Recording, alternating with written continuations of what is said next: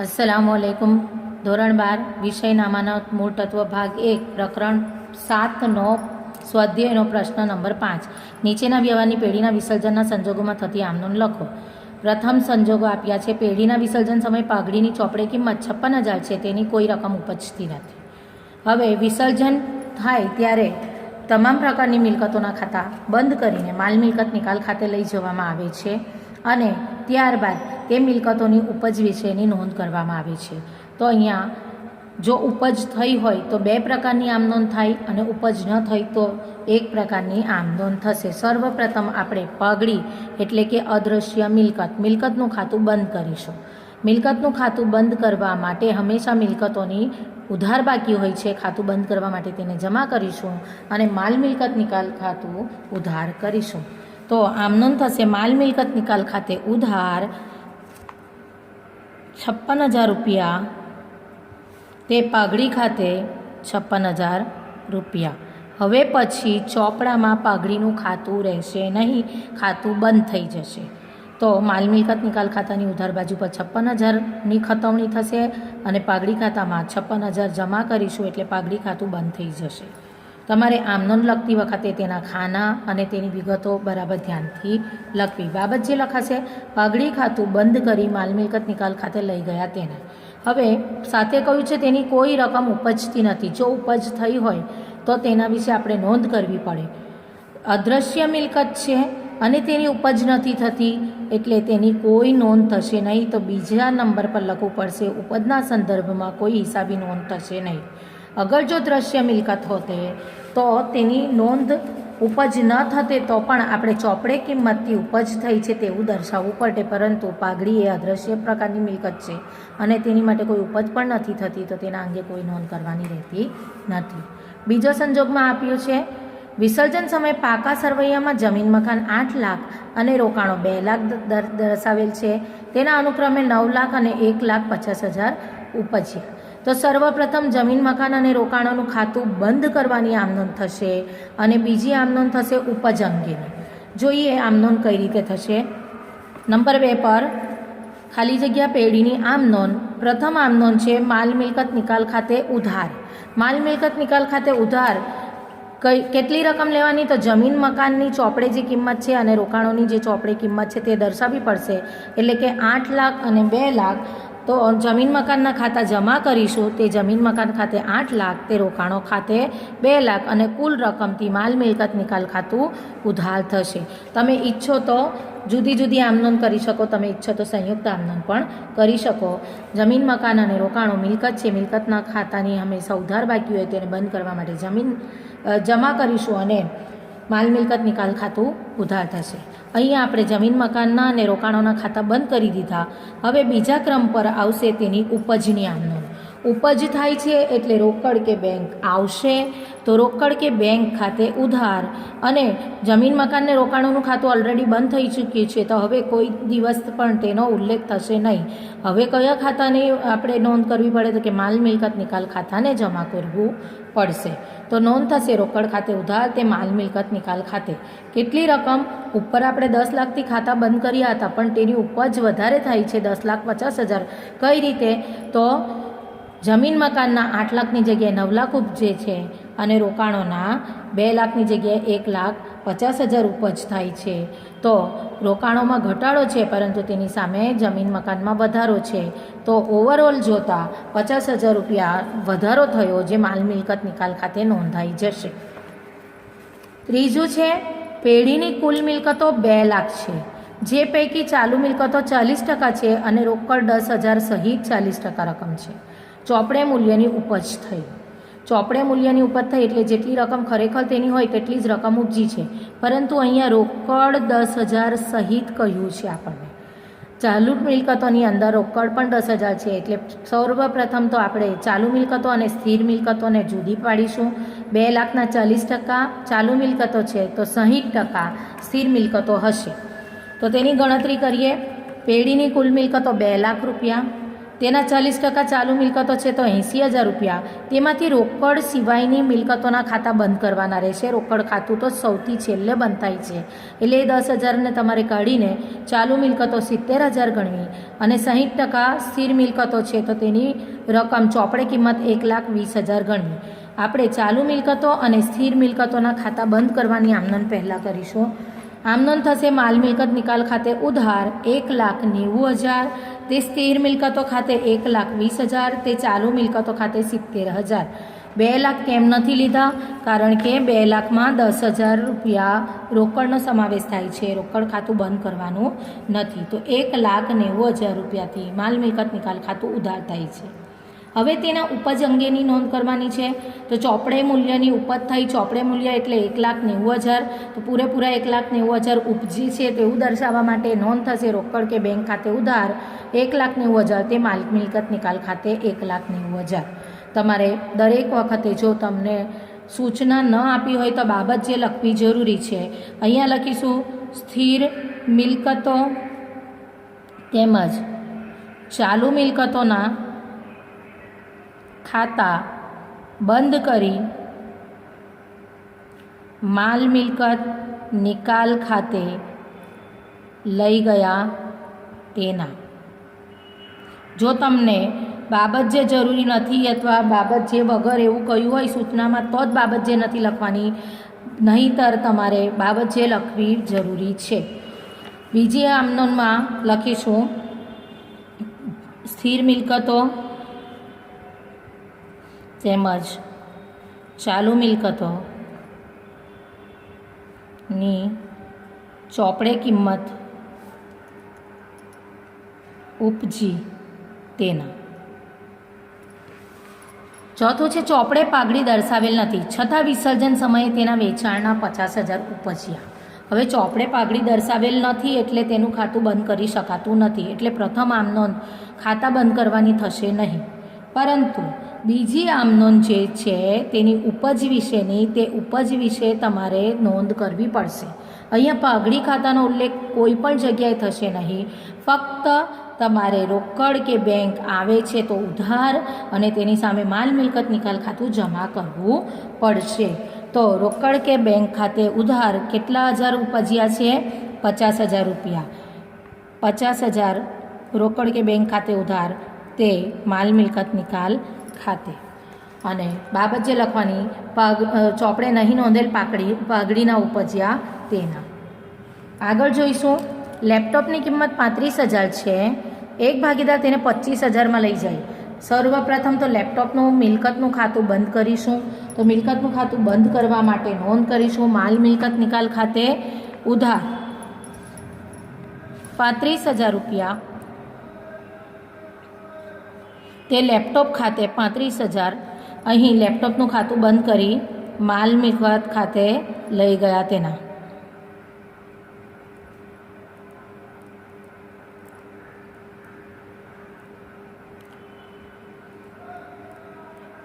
હવે આ લેપટોપ ભાગીદાર લઈ જાય છે તો ભાગીદારનું મૂડી ખાતું ઉધાર થશે અને તેની સામે માલ મિલકત નિકાલ ખાતું જમા થશે, પરંતુ રકમ 25,000થી લેવી પડશે.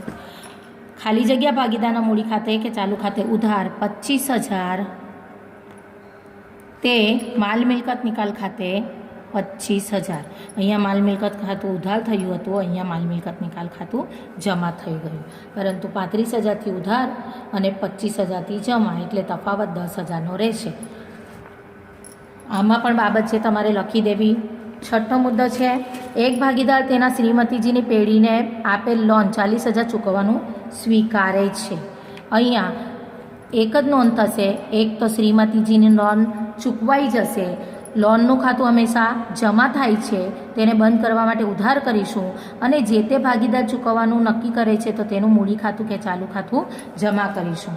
તો આમ નોંધ થશે શ્રીમતીજીની લોન ખાતે ઉધાર 40,000 રૂપિયા, તે ભાગીદારના મૂડી ખાતે કે ચાલુ ખાતે 40,000. આગળ જોઈશું આવકવેરાની જવાબદારી 30,000 ચૂકવવાની થઈ, જે ચોપડે નોંધેલ નથી, જે ચૂકવી આપી. હવે જો જવાબદારી નોંધેલો હોતે તો પહેલાં જવાબદારીનું ખાતું બંધ થતે, ત્યારબાદ તેની ચૂકવણીની નોંધ થતે, પરંતુ અહીંયા ચોપડે નોંધેલ નથી એટલે ડાયરેક્ટ તેની ચૂકવણીની જ નોંધ કરવાની રહેશે. ચૂકવણી કરશું એટલે રોકડ કે બેંક ખાતું જમા થશે અને માલ મિલકત નિકાલ ખાતું ઉધાર થશે. આવકવેરાની જવાબદારીની ચૂકવણી માટે નોંધ થશે. માલ મિલકત નિકાલ ખાતે ઉધાર 30,000 તે રોકડ કે બેંક ખાતે, કારણ કે રોકડ કે બેંક ગઈ છે તો તેને જાય તે જમાના નિયમ મુજબ લખવાનું. બાબત જે લખીશું, આવકવેરાની જવાબદારી રૂપિયા 30,000 ચૂકવી તેના. ત્યારબાદ જોઈશું વિસર્જન સમયે પેઢીના તમામ દેવા ભાગીદારની લોન ચૂકવ્યા પછી મિલકતોનો વધારો 1,20,000 રહ્યો છે. ભાગીદારો એ બી સીનું નફા નુકસાનનું પ્રમાણ 5:3:2 છે. તેના નિકાલની નોંધ કરો. મિલકતનો વધારો એટલે નફો છે એટલે જમા બાકી છે. જમા બાકી છે એટલે તફાવત માલ મિલકત નિકાલ ખાતાની ઉધાર બાજુ લખ્યું હશે તો માલ મિલકત નિકાલ ખાતું ઉધાર થશે અને નફો છે એટલે ભાગીદારોના મૂડી ખાતે કે ચાલુ ખાતે જમા આપવું પડશે. કયા પ્રમાણમાં? નફા નુકસાનના પ્રમાણમાં. તો તેની નોંધ થશે માલ મિલકત નિકાલ ખાતે ઉધાર 1,20,000 અને તેની ફાળવણી તમારે ભાગીદારોને એના મૂડી ખાતે 5 બીના મૂડી ખાતે 3 અને સીના મૂડી ખાતે કે ચાલુ ખાતે 2 ભાગમાં કરવાની રહેશે. કેલ્સી પર ગણતરી કરીશું તો 1,20,000માંથી એને મળશે 60,000, બીને મળશે 36,000 અને સીને મળશે 24,000. બાબત છે મિલકતોનો વધારો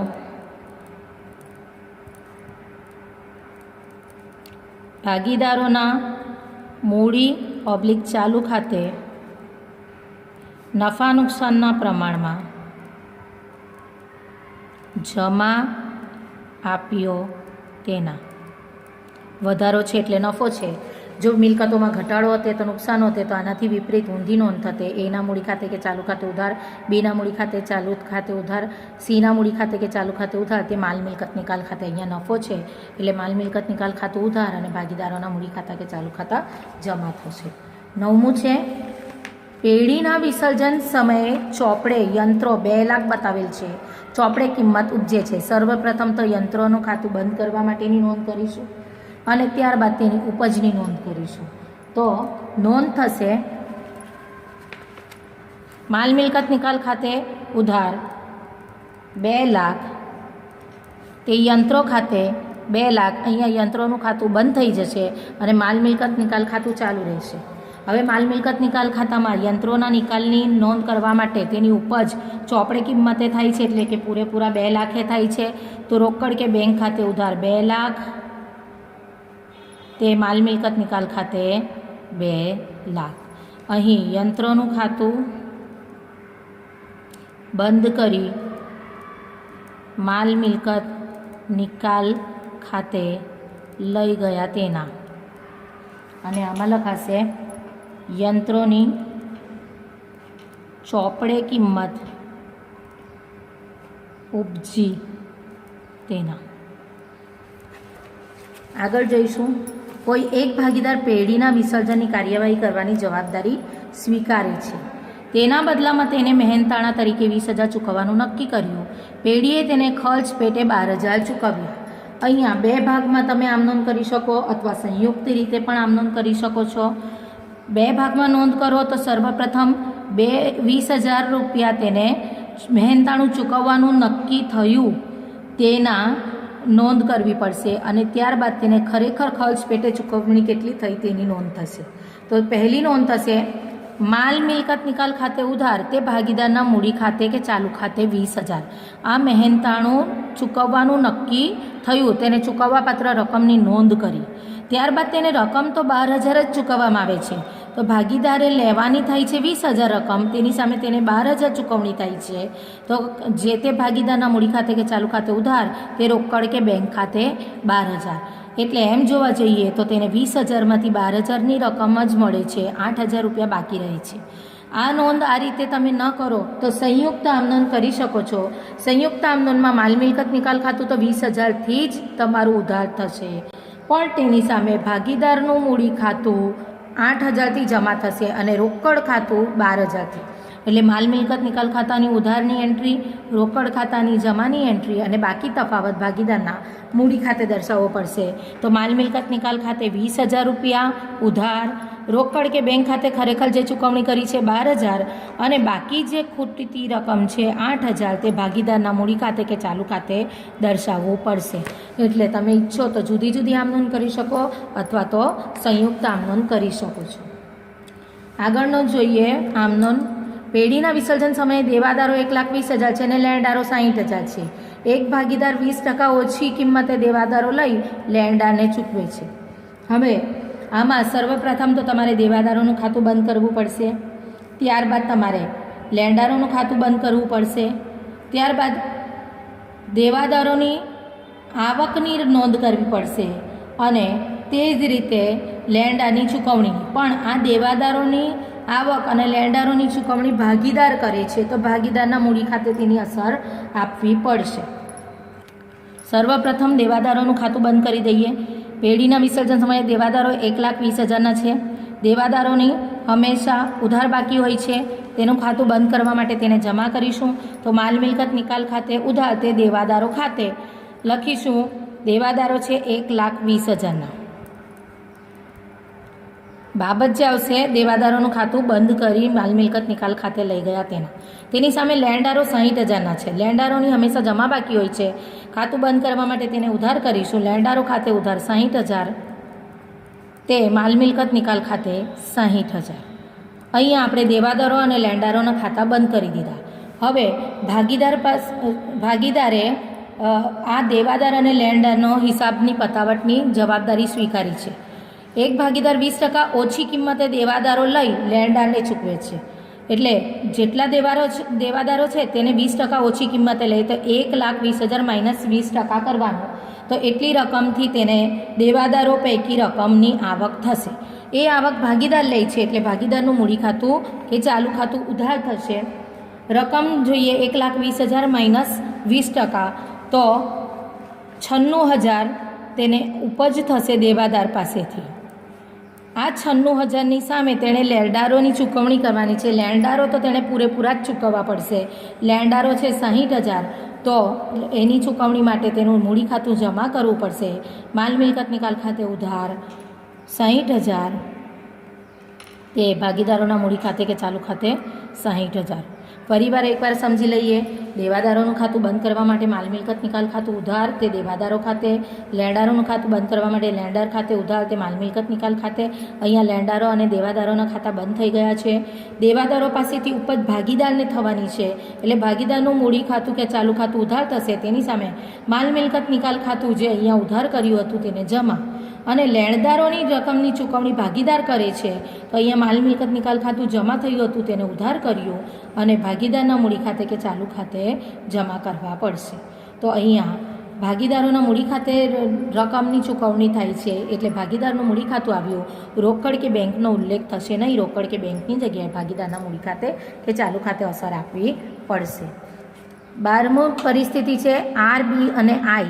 ભાગીદારો વચ્ચે નફા નુકસાન વહેંચણી 3:2:1ના પ્રમાણમાં થાય છે. નીચેની બાકીઓનો નિકાલ કરો. સામાન્ય અનામત, નફા નુકસાન ખાતાની ઉધાર બાકી અને કારીગર અકસ્માત વળતર ભંડોળ આપ્યું છે. સામાન્ય અનામત અને કારીગર અકસ્માત વળતર ભંડોળ નફામાંથી ઊભી થયેલી અનામતો છે અને તેની જમા બાકી હોય છે, જ્યારે નફા નુકસાન ખાતાની ઉધાર બાકી છે. તો આ બેની જે જમા બાકી છે તે ખાતા બંધ કરવા માટે તેને ઉધાર કરવું પડશે અને તેની સામે ભાગીદારોના મૂડી ખાતા જમા થશે. કેમ કે આ નફાનો ભાગ છે એ નફા પર ભાગીદારોનો અધિકાર છે. તે રીતે આ ઉધાર બાકી એટલે ખોટ, તો ખોટમાં પણ ભાગીદારોનો જ ભાગ હોય છે. અહીંયા માલ મિલકત નિકાલ ખાતાનો કોઈ ઉલ્લેખ થશે નહીં. અહીંયા જે ખાતા બંધ કરીશું તે ભાગીદારોના મૂડી ખાતે કે ચાલુ ખાતે લઈ જઈશું. તો જોઈએ તેની આમ નોંધ. સામાન્ય અનામત ખાતે ઉધાર 18,000, કારીગર અકસ્માત વળતર ભંડોળ ખાતે ઉધાર 18,000 તે આરના મૂડી ખાતે કે ચાલુ ખાતે 3/6 ભાગે, બીના મૂડી ખાતે કે ચાલુ ખાતે 2/6 ભાગે અને આઈના મૂડી ખાતે કે ચાલુ ખાતે 1/6 ભાગે વહેંચણી કરીએ તો 18 દૂની 36,000માં આરને 18,000 મળશે, બીને 12,000 મળશે અને આઈને 6,000 મળશે. આ અનામતીઓની વહેંચણી કરી તેના. હવે નફા નુકસાન ખાતાની ઉધાર બાકી છે. ઉધાર બાકી છે એટલે નુકસાન કહેવાય, ખોટ કહેવાય. ઉધાર બાકી છે તો નફા નુકસાન ખાતાને જમા કરવું પડશે અને ભાગીદારોના મૂડી ખાતા કે ચાલુ ખાતા ઉધાર કરવા પડશે. તો આના મૂડી ખાતે કે ચાલુ ખાતે 3/6 ભાગે, આ બીના મૂડી ખાતે કે ચાલુ ખાતે 2/6 ભાગે અને આઈના મૂડી ખાતે કે ચાલુ ખાતે 1/6 ભાગે નફા નુકસાન ખાતાની ઉધાર બાકી 12,000ની વહેંચણી કરીએ તો આરના ભાગે 6,000, બીના ભાગે 4,000 અને આઈના ભાગે 2,000 ખોટની ફાળવણી થશે. આ રીતે તમારે તમામ પ્રકારની આમ નોંધ કરવાની છે. જ્યાં જરૂરી હોય ત્યાં ગણતરીઓ દર્શાવવાની છે અને તેની બાબત જે જો દાખલામાં સ્પષ્ટ રીતે કહ્યું હોય કે જરૂરી નથી તો જ નહીં લખવાની, નહીં તો દરેક કિસ્સામાં તમારે બાબત જે લખવી.